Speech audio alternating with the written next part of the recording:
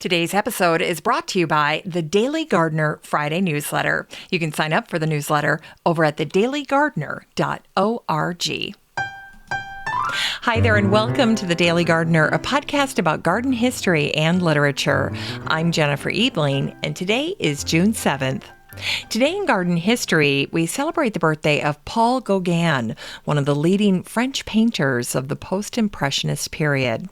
Paul was born on this day, June 7th, in 1848. Born in Paris, Paul Gauguin was a self-taught painter. He was also a rugged individualist, and his great talent helped introduce primitivism to the art world. In fact, his best primitive work was created on his 1895 trip to Tahiti. It was a place that he would spend the rest of his life. And the flora and fauna of the Tahitian landscape figure prominently into his work on the island. Over the span of his career, Paul was obsessed with art. He once wrote, "Color, what deep and mysterious language, the language of dreams." Speaking of dreams, when the poet Vincent van Gogh rented a yellow house in Arles, he dreamed of having Gauguin visit. And in preparation for his stay, Van Gogh painted Poet's Garden in the bedroom that Gauguin was to stay in. And this painting depicts the public garden that was across the street from the yellow house, and Van Gogh famously filled the rest of the house with his paintings of sunflowers. When Gauguin finally arrived, he ended up painting one of his most famous pieces. It was a painting of his friend Van Gogh painting his sunflowers. And over the course of the 9 weeks that he stayed with Van Gogh, the two men either painted or argued. In fact, during one of their final fights, Gauguin supposedly sliced off Van Gogh's ear with a sword, although it's never been proven. Now, Paul Gauguin did not exclusively paint florals. He was more diverse in terms of his subjects. But one time, when he was in a creative lull, he wrote, "When I am able to paint again, if I have no imagination, I shall do some studies of flowers." And it was on this day, June 7th in 1878, that a man named Fisk Bangs wrote about his blooming white mustard in the American Bee Journal, volume 14. And so here's what Mr. Bangs wrote about white mustard. It began to bloom about June 7th and lasted nearly 8 months. The bees commenced work on the 11th, and on the 19th of June, the bees were so thick that their hum sounded like Professor Cook's buzzsaw lacking the screech. This is one of the best honey plants, and I think its bloom can easily be regulated to have it come after basswood. So there you go. If you're thinking about having a pollinator-friendly lawn, consider adding blooming white mustard. And today we remember Ivan Michurin, the Russian botanist and plant breeder. He died on this day, June 7th, in 1935. A Russian horticulturist and a master of selection, Ivan was an honorable member of the Soviet Academy of Sciences. Throughout his life, Ivan created all sorts of fruit plants. He introduced over 300 new varieties and was often called the Russian Luther Burbank. Ivan started out working on the railroad, and his job riding the rails gave him the chance to visit many famous gardens and nurseries around Russia. And it was this informal tour of nurseries that inspired Ivan to start a fruit tree nursery of his own in 1888.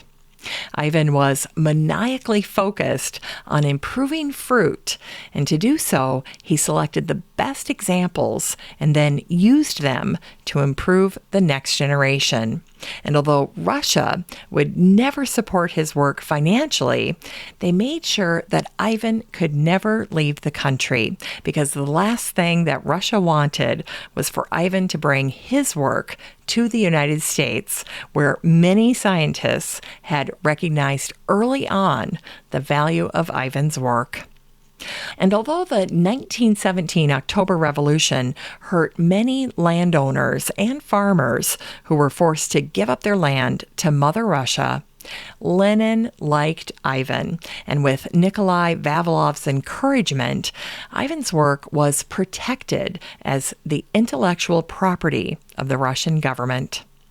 Today, Ivan's most famous creation is the Antonovka, or the People's Apple. It was Ivan Michurin who said, "We cannot wait for gifts from nature. We must take them from her. That is our task." And it was on this day, June 7th in 2013, that the author Jane Green planted zucchini in her garden. And then she wrote about her zucchini in a lovely little article called Conquering the Zucchini Beast. Here's an excerpt. "Something's always happening in a garden.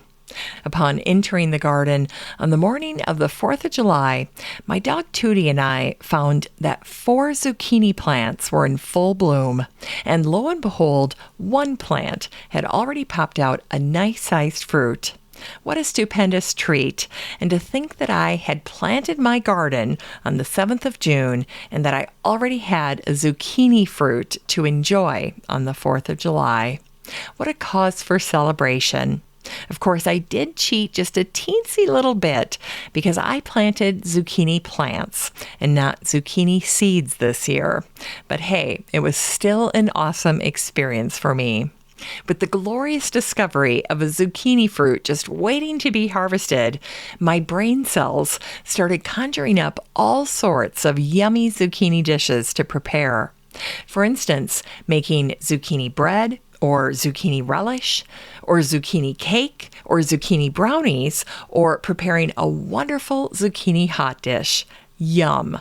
I call this zucchini mania time because there are so many foods that you can make with zucchini that you don't know which one to make first. It's time to grow that garden library with today's book, The Darling Dahlias and the Red Hot Poker by Susan Wittig Elbert. Well, this book is a brand new release today, June 7th, 2022, and this is a fiction book. And here's what the publisher wrote about Susan's book.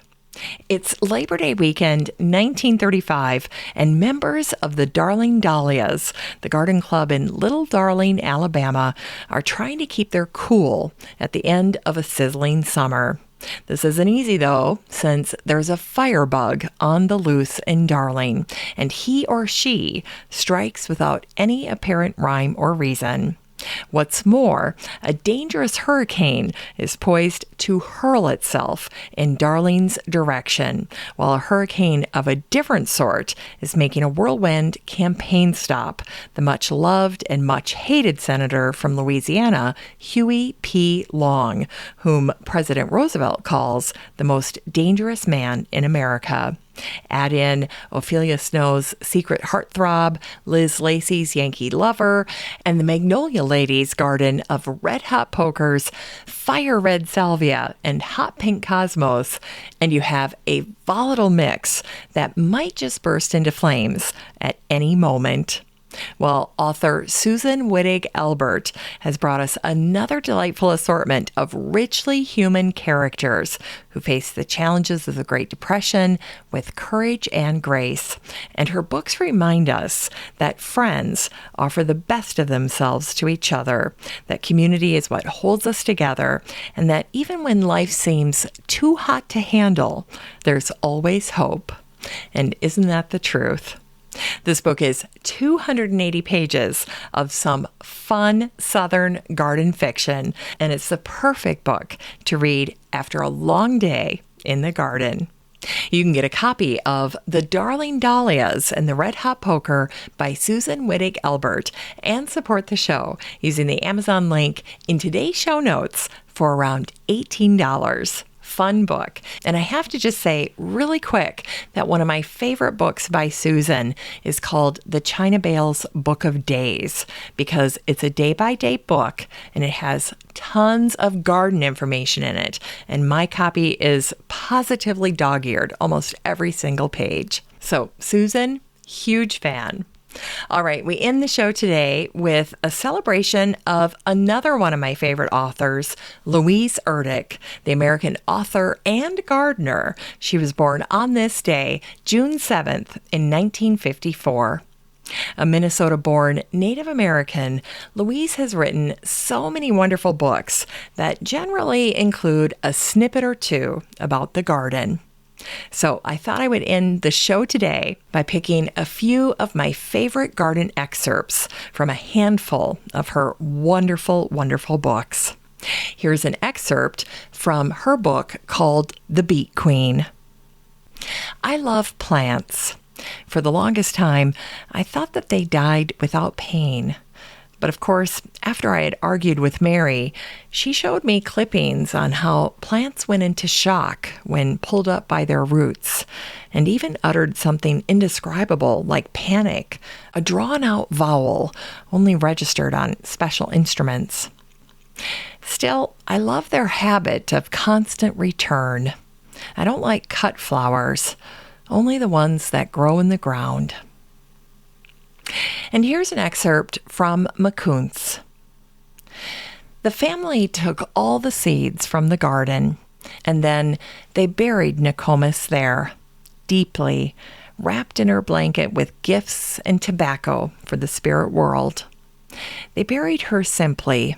There was no stone, no grave house, nothing to mark where she lay except the exuberant and drying growth of her garden. Nokomis had said, I do not need a marker of my passage, for my Creator knows where I am. I lived a good life. My hair turned to snow. I saw my great-grandchildren. I grew my garden. That is all. And the final excerpt is from The Blue Jay's Dance. Full of the usual blights, mistakes, ruinous beetles, and parasites, glorious for 1 week, bedraggled the next, my actual garden is always a mixed bag. As usual, it will fall far short of the imagined perfection. It is a chore, hard work. I'll by turns aggressively weed and ignore it. The ground I tend sustains me in early summer, but the garden of the spirit is the place I go when the wind howls. This lush and fragrant expectation has a longer growing season than the plot of earth I'll hoe for the rest of the year. Raised in the mind's eye, nurtured by the faithful composting of orange rinds and tea leaves and ideas, it is finally the winter garden that produces the true flowering, the saving vision. Well, that's it for today's show. Thank you so much for listening to The Daily Gardener. I truly, truly appreciate it. I hope you get to spend some time in your garden. If you enjoyed today's show, please share it with a garden friend. And just a reminder that you have a standing invitation to join the free Facebook group for listeners of the show. The next time you're over at Facebook, just search for Daily Gardener Community, where you'd search for a friend and then request to join. And if you'd like more of The Daily Gardener, you can subscribe to the newsletter over at thedailygardener.org. And don't forget that you can also show your support for the show by using the Buy Me a Coffee link over at the website or in today's show notes. This is Jennifer Ebling.